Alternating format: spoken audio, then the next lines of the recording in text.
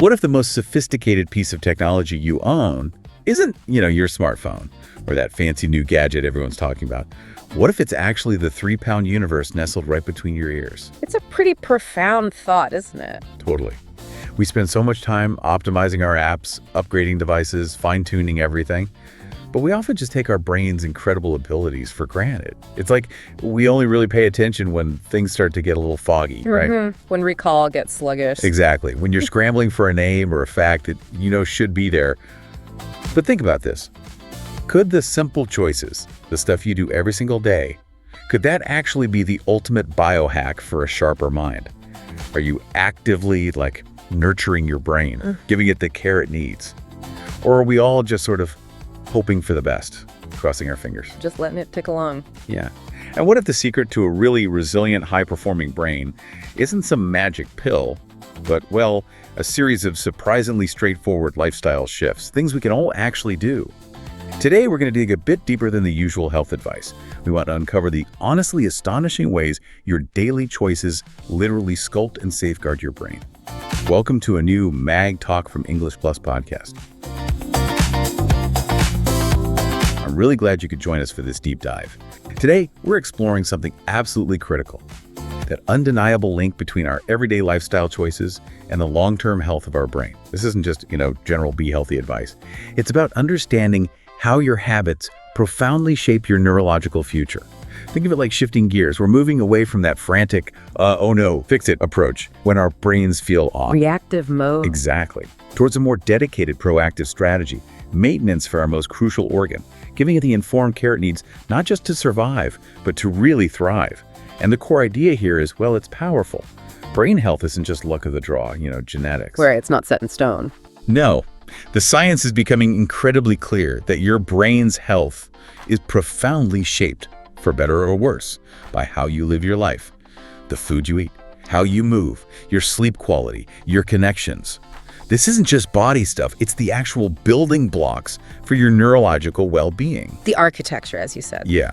And this isn't about fads or quick fixes. It's about actionable, sustainable habits, all backed by solid science. So, where do we start unpacking this? Well, what's often missed and what I think we'll really shed light on is how we tend to separate things. We talk about brain health over here and body health over there. They're totally different systems. Exactly. When in reality, they're completely inextricably linked. The foundation for a resilient, sharp mind is built through choices that nourish your whole being, holistically. And understanding this, it isn't just about, avoiding decline way down the road, although that's a huge motivator, obviously. It's much more immediate. It's about making your daily life better now, improving how you learn, boosting your mood, sharpening your focus, basically enhancing your overall well-being and how you engage with everything. It's about being more fully you for longer. That's a great way to frame it. Okay, so let's dive into the first big area, something super fundamental we deal with constantly. Right. What's on our plate. We've all heard, you are what you eat, but for the brain. Wow, it takes on a whole new level of meaning, this amazing organ, just 2% of body weight, right? But it demands something like 20% of our daily calories and nutrients. That's huge. It is huge. You've really hit on something critical there. That massive energy demand tells us the brain isn't just hungry, it's like a high-performance engine that absolutely requires premium fuel. The quality of that fuel isn't just about, having enough energy to get through the afternoon. Right, not just avoiding the 3 p.m. slump. No, it's profoundly about the actual structural integrity, the long-term function of your brain cells, your neurons, and those incredibly complex networks they form. Using poor quality fuel, it can lead to systemic issues that really compromise how your brain works at a fundamental level, affecting everything from mood stability to making new memories. Okay, premium fuel. Let's talk about one specific superstar nutrient then, fats. Now, I know fat could be a loaded word. It gets a bad rep sometimes. But we mean the good stuff here. Specifically, omega-3 fatty acids, and even more specifically, this thing called DHA, docosahexaenoic acid. Bit of a mouthful. It is. But it's wild to think your brain is about 60% fat. And a huge chunk of that is this DHA. So how does it act like high-quality lubrication, as I've heard it described? That's actually a really good analogy. It captures DHA's role perfectly. Think of it as the most advanced, specialized oil for an incredibly complex machine. DHA is critical for keeping your brain cell membranes flexible, fluid, And that flexibility isn't just a nice to have, it's absolutely essential for fast, efficient communication between neurons. Those electrical signals zipping around. Exactly. Those signals that underpin literally everything, forming a thought, moving a muscle, feeling an emotion. Without that fluidity, the signals can get sluggish, communication breaks down. It's really about making sure all the gears are perfectly oiled, running smoothly. Okay, so that makes me wonder, what actually happens if our diet is, lacking in this crucial lubrication? What are the consequences? That's a really vital question. If your diet consistently lacks enough omega-3s, especially DHA, those delicate cell membranes can become stiffer, more rigid. Okay. And that directly hampers neuronal signaling. Those messages just can't get through as efficiently. But beyond that, this deficiency can also contribute to inflammation in the brain. Inflammation again. Seems to pop up everywhere in health discussions. It does, and for good reason. We're increasingly understanding it as a major antagonist of good brain health, linked to cognitive issues, even neurodegenerative diseases. So getting enough omega-3s isn't just about a temporary focus boost. It's really about providing that crucial long-term structural support, keeping the brain's architecture robust. Okay, so for you listening, what does this mean for, your actual grocery list? Well, the article suggests making fatty fish a regular thing. We're talking delicious stuff like salmon, mackerel, herring, sardines. Aiming for at least 2 servings a week seems like a really good goal. Very achievable for many people. Definitely. Now, if fish isn't your thing, or maybe you're plant-based, don't worry. There are great options. High-quality, algae-based omega-3 supplements can deliver that DHA directly. And then there are fantastic plant sources like flax seeds, chia seeds, and walnuts. They give you ALA, another omega-3, which your body can convert. So plenty of ways to get this goodness in. All right, shifting from fats, let's talk about another amazing group, antioxidants, often summed up as eat the rainbow. We mentioned the brain is a metabolic powerhouse, right? Always working. And all that activity creates byproducts. These things called free radicals. Expert, can you sort of paint a picture? What are these things actually doing? Absolutely. You can think of free radicals as these tiny, unstable molecules. They cause what scientists call oxidative stress. A good analogy is it's like rust forming on the delicate machinery of your neurons. Rust on the brain cells. Ouch. Yeah, it causes damage slowly but surely. It's a natural byproduct of being so metabolically active, like exhaust from an engine. But if it's not kept in check, it builds up. But what's really fascinating is that our bodies, when we support them properly, have this brilliant natural defense system. Oh, okay. Antioxidants. Right. Found abundantly in all those colorful fruits and vegetables. They act like the brain's personal shield. They actively go in and neutralize these damaging free radicals, protecting cells from that rust. Little cellular superheroes then. Precisely. And among them, there's a specific class called flavonoids. You find these in really nice things like berries, tea, even good quality cocoa. Dark chocolate. Nice. In moderation, yes. Research consistently shows flavonoids can significantly improve blood flow to the brain, meaning more oxygen, more nutrients getting where they need to go. And they've also been strongly linked to actually enhancing memory function. It's a really elegant natural system of protection and enhancement. So for you, this is where that simple advice, eat the rainbow, really shines. Yeah. Don't just stick to greens, though they're great. Make sure you're bringing in blues, reds, purples. Think about a handful of blueberries in your oatmeal. Simple, right? Delicious too. Totally. Or a big spinach salad for lunch, maybe toss in some strawberries or bright bell peppers. And yeah, maybe a small piece of high-quality dark chocolate later on. It's a tasty way to flood your system with these brain protectors. It's really about embracing variety. Okay, next up, let's talk about something many of us, definitely myself included, often sacrifice: sleep. In our hyper-connected, always-on culture, sleep often feels like, well, a luxury. Unproductive downtime we can shave off to get more done. The first thing to go when deadlines loom. Exactly. Yeah. But here's the kicker. Science is screaming at us that this is a catastrophic mistake for our brains. It's literally undermining everything. Why is sleep so far from being passive? You've nailed one of the biggest modern misconceptions. Stepping back, what the research highlights is that sleep is anything but passive. It's an incredibly active, essential period of intense maintenance and sophisticated repair work for your entire brain. Like a nightly tune-up. A major one. Think of it as peak operational time for critical biological housekeeping. Your brain uses this time strategically to do vital tasks. It takes out the metabolic trash that builds up while you're awake. We talked about that rust earlier. Similar idea, different process. It also consolidates memories, filing away important information from the day, strengthening learning, and it recharges all its complex systems, getting you ready for optimal performance when you wake up. Taking out the trash. I like that image. And speaking of that, there's this fascinating system involved, right? The glymphatic system. Tell us about that. It's a truly remarkable discovery. During deep sleep, specifically, your brain activates this unique sanitation system, the glymphatic system. Imagine it like a dedicated cleaning crew that methodically sweeps through your brain tissue, clearing out metabolic waste products and toxins that accumulate naturally during waking hours. Okay. And this isn't just general cleaning. It includes clearing out specific harmful proteins like beta amyloid plaques. The ones linked to Alzheimer's. Precisely, the very same ones strongly associated with Alzheimer's disease. So sleep is performing this incredibly specific, targeted cleanup vital for long-term brain health. Which naturally begs the question, what happens if you consistently cut sleep short?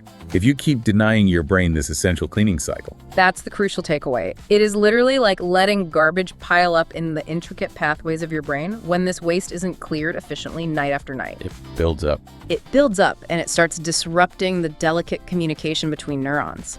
It makes it harder for brain cells to talk to each other effectively. This leads to impaired judgment, slower thinking, feeling foggy, and over the long term, it significantly increases the risk of developing serious neurodegenerative diseases. It's a cumulative burden. Each night of poor sleep makes it harder for the brain to catch up and recover. Wow. Okay, so for you listening, this really calls for a serious look at your nightly routine. The recommendation is pretty consistent. Aim for 7 to 9 hours of quality sleep each night. Quality is key. Definitely. And consistency helps regulate your body's internal clock, that circadian rhythm. So try to stick to a regular sleep schedule. Same bedtime, same wake-up time, even on weekends, as much as possible. Develop a relaxing wind-down routine. Signal to your brain it's time to power down.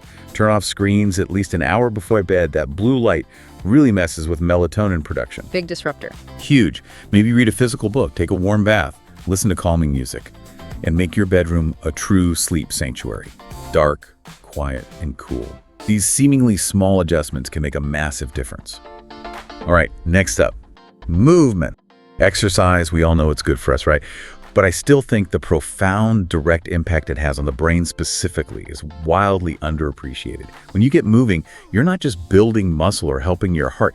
You are literally giving your brain this powerful chemical cocktail that actively enhances its structure and function. It's a direct link, isn't it? Much more than just getting fit. It absolutely is. What's really remarkable is how directly exercise impacts neurological function, way beyond just boosting blood flow, although that's important too. More oxygen, more nutrients reaching the brain cells. Sure. But the science goes deeper. Exercise actually stimulates the release of a pretty amazing protein called brain-derived neurotrophic factor, or BDNF. Ah, BDNF. I've heard that called miracle grow for the brain. Is that, accurate? It's a perfect analogy. Dr. John Rady coined it. Think of it exactly like a high-grade fertilizer. It supports the survival of your existing neurons, keeps them healthy, but it does more.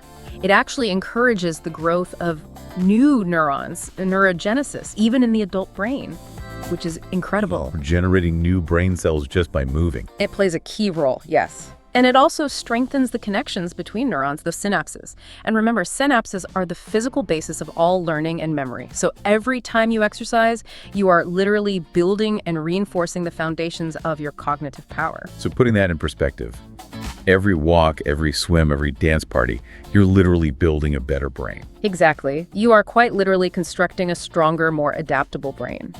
You're enhancing its innate ability to learn new things, to remember important information more effectively, and to adapt more easily to new challenges and changes.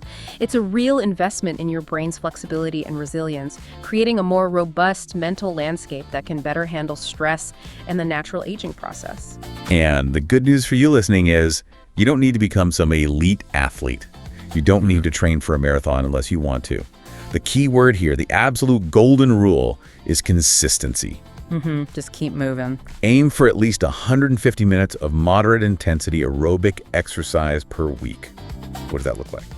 Brisk walking counts, swimming, cycling, things that get your heart rate up a bit. Even short bursts add up. Take the stairs, walk during your lunch break, have that impromptu 10-minute dance party. Honestly, the best exercise for your brain is the one you actually enjoy enough to do consistently. Okay, now let's shift to something equally important, especially today, our inner world. Stress management. Our modern lives often feel like a nonstop whirlwind, right? Constant demands, notifications. Totally. And a brain under chronic stress, it's not a thriving brain. This sustained stress floods us with cortisol. Now, cortisol is useful in short bursts. That fight or flight response saved our ancestors. Absolutely necessary for survival back then. But sustained high levels, it's actually toxic to the brain. What's cortisol doing up there when it's constantly elevated? That's the real worry. What's fascinating, and maybe a bit scary, is the direct physical damage prolonged high cortisol can cause. It can actually damage and sometimes even kill cells in the hippocampus. The memory center we talked about. The very same, crucial for learning and memory. And it doesn't stop there. Chronic stress can even lead to a shrinking of the prefrontal cortex, the part responsible for focus, planning, decision-making, our executive control center. So it really raises a critical question about how we actively manage our mental state to protect these vital areas. So it's not just feeling stressed, it's causing actual physical harm. This is where practices like mindfulness and meditation come in, right? They are powerful, scientifically validated tools for managing stress and, crucially, for retraining the brain's basic response to stressful situations. And meditation isn't about somehow emptying your mind. That's a common misconception. Yeah, it sounds impossible.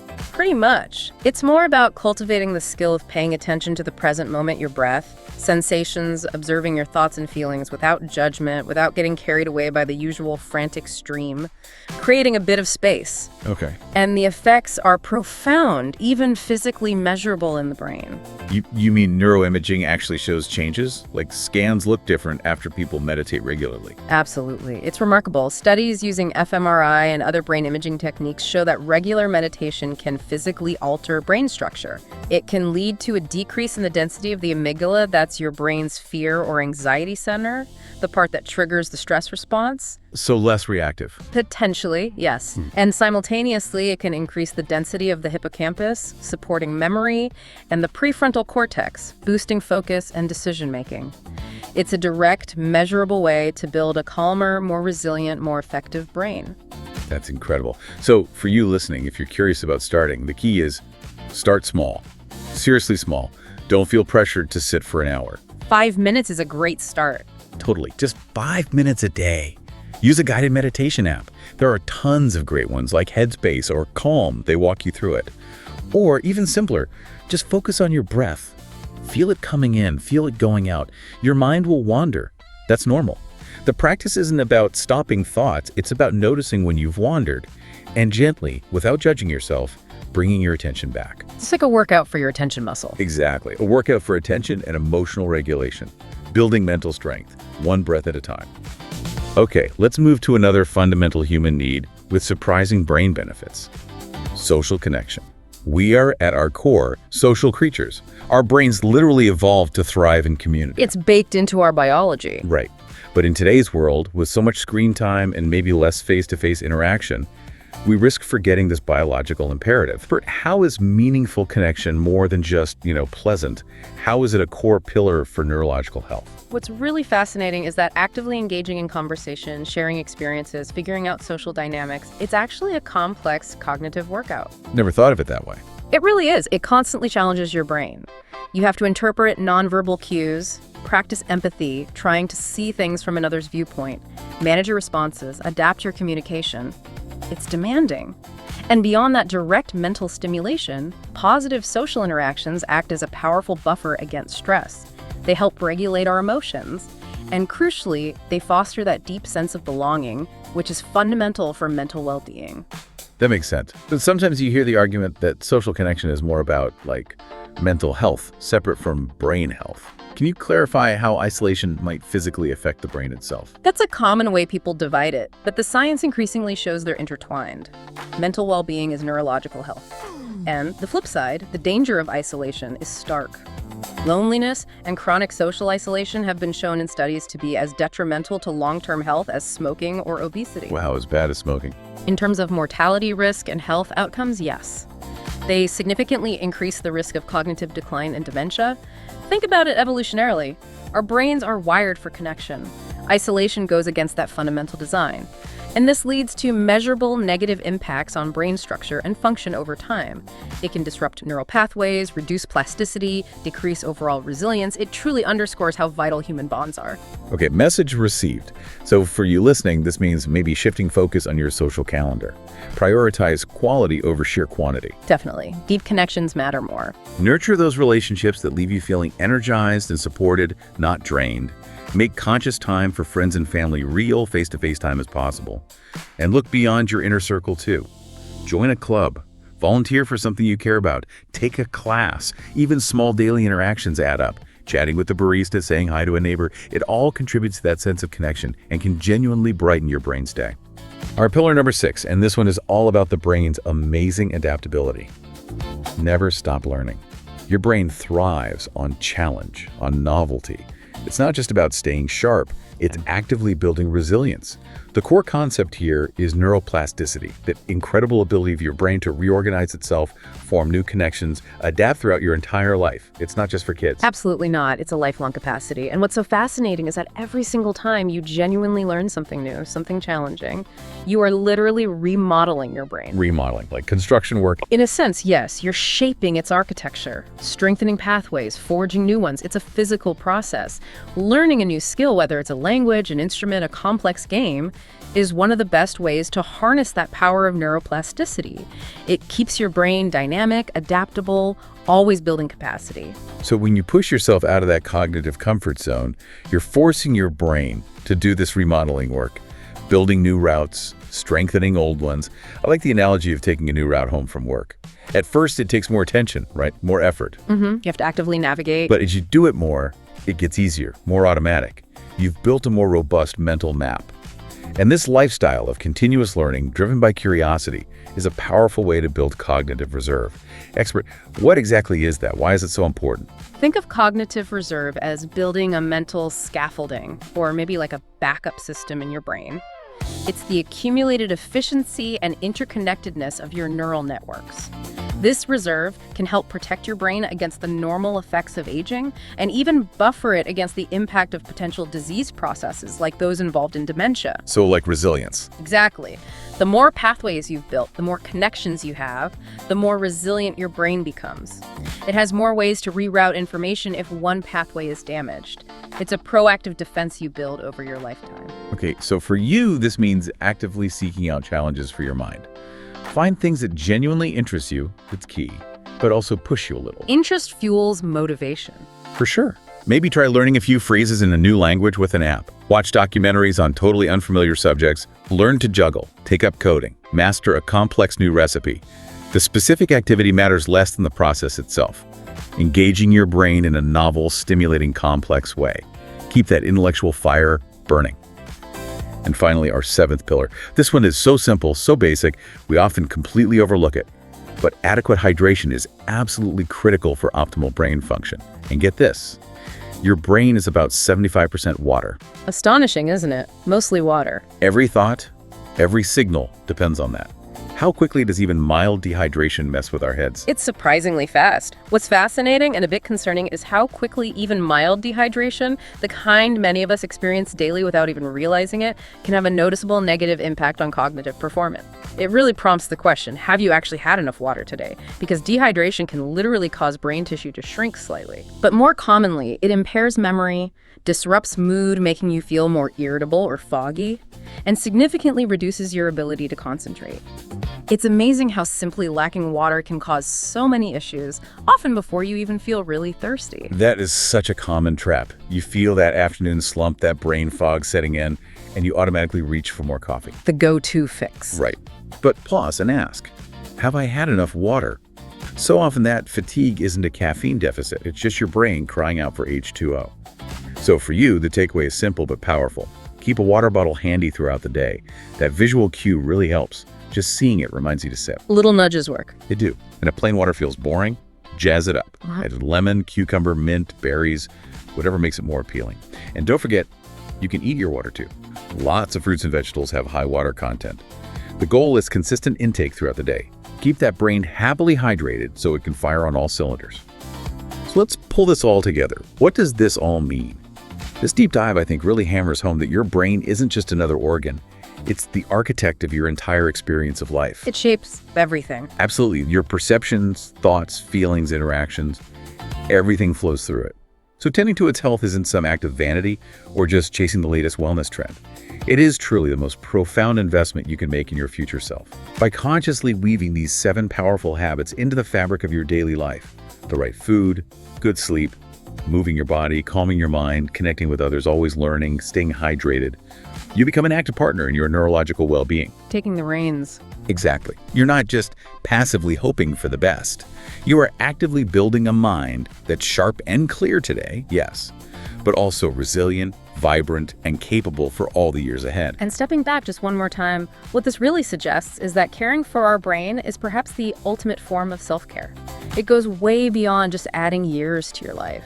It's fundamentally about adding life to your years, ensuring you have the cognitive vitality, the emotional balance to fully engage with the world, to experience joy, to keep learning, to connect deeply. Which leaves us with a question for you to ponder. What small, consistent step will you take, starting today, to become your brain's best friend? And this is another Mag Talk from English Plus Podcast. Don't forget to check out the full article on our website, EnglishPlusPodcast.com, for more details, including the Focus on Language section and the Activity section. Thank you for listening. Stay curious and never stop learning. We'll see you in the next episode.